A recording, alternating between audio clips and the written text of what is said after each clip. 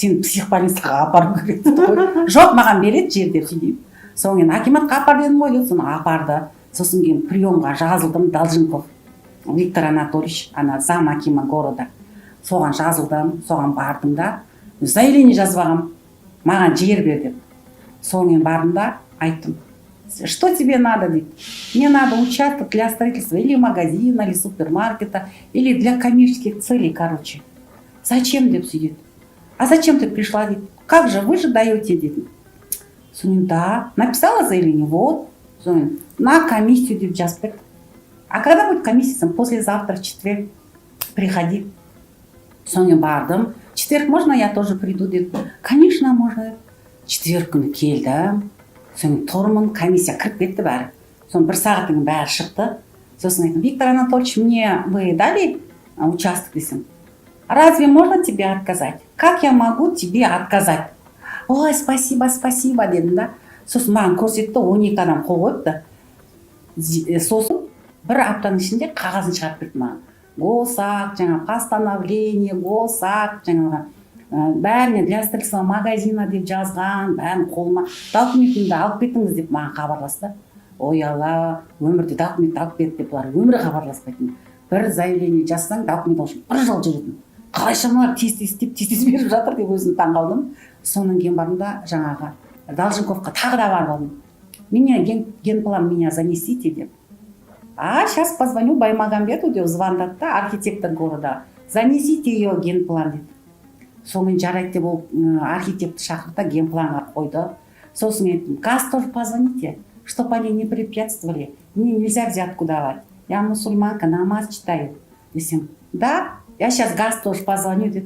Не препятствуй, волокиты не создавайте. Быстро ей дали разрешение. Дед. Хорошо, хорошо, деп она, пусть ко мне придет. Дед. Бардым, тез разрешение берді олар. Сонымен свет, газ, су.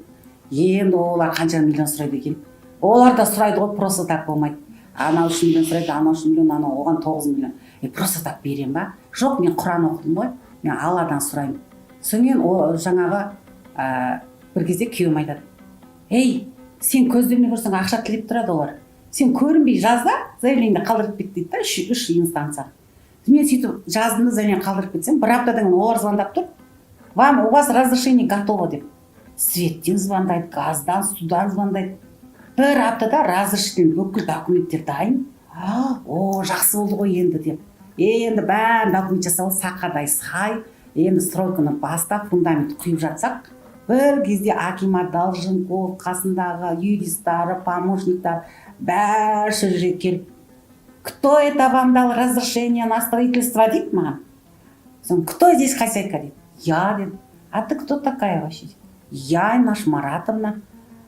А кто тебе дал разрешение вообще на это? Это же на красной линии стоит. Вы дали. Как это я дал? Когда дал? Вы же дали, вот ваша подпись, вот ваше постановление, вот это все, газ вы позвонили. Не может быть, дорогая, не может быть. Я что, себя не помню, что ли?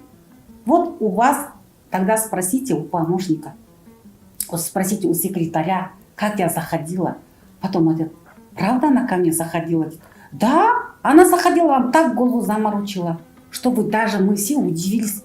Даже и землю ей дали, все расписали, и всем задание дали, что вот это разрешили. Мы все были в шоке. Она какая-то колдунья, что ли? Мы так подумали, говорит.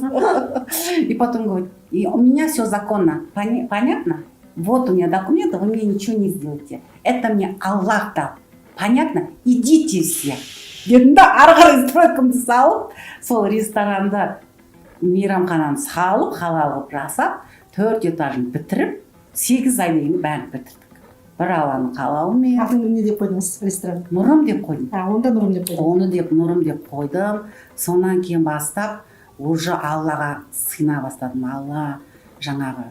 Сонан кейін соны салып жатқан кезде, уже тағы да жаңағы ауырдым бір кезде. Қатты ауырдым да деген, орнынан тұра алмаймын. Денем ауырады, басым айналады. Өмірде ауырмаған ауырмын. Сосын жаңағы нені оқып жатырмын. Сүрелерін бәрін оқып жатырмын. Сонымен аналарды қарап, каналдарды қарап жатамын, YouTube, солардың бәрін қарап жатсам, салауат айт деп жатыр да. Соны айтам, неге мен салауат айтамын? Салауаттың қажеті не? Алла главный ғой.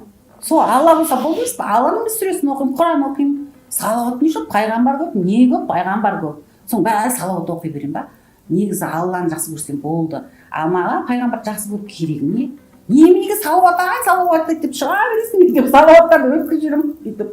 Содан кейін анандай салауат шығады, мынандай салауат шығады. Сосын айттым, қатты алып жатырмын ғой енді. Сүрелердің бәрін оқыдым, Құран кәрімді қайдан бастап жатырмын, оқыдым. Бізге салауат айта салайыншы деп 100 рет салауат айттым.